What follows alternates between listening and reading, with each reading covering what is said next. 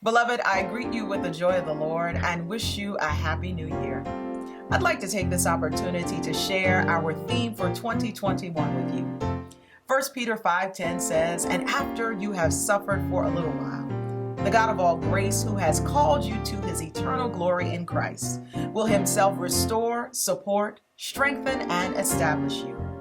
What a reassuring word after having endured such a difficult year. The fact is, when 2020 began, we had tremendous hope for the new year. We never anticipated that the year would bring worldwide heartache, loss, and suffering. We were caught off guard by the COVID-19 pandemic and deeply saddened by the stark reminders of systemic racial injustice.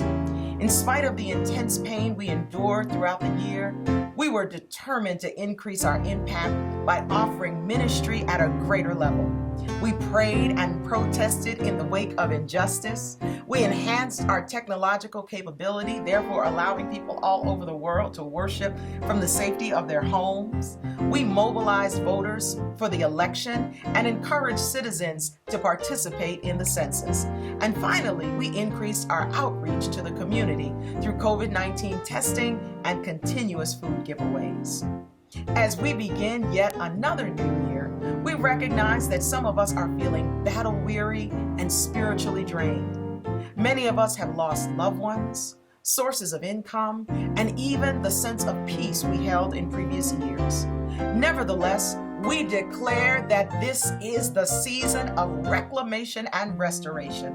In spite of the loss we have suffered, we must trust that God will allow us to reclaim that which was lost.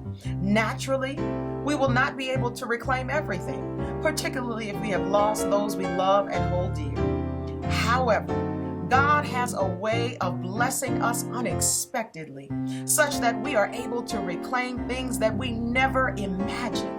As God empowers us to reclaim that which was lost, He will likewise restore us in every way.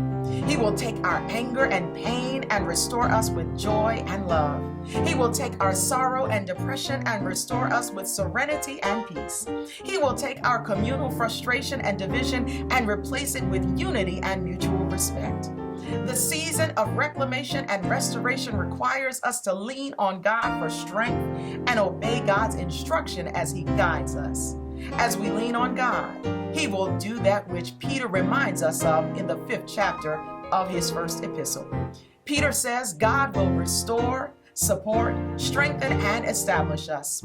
As believers, we must trust that God can and will do the impossible in our lives, even after all that has taken place.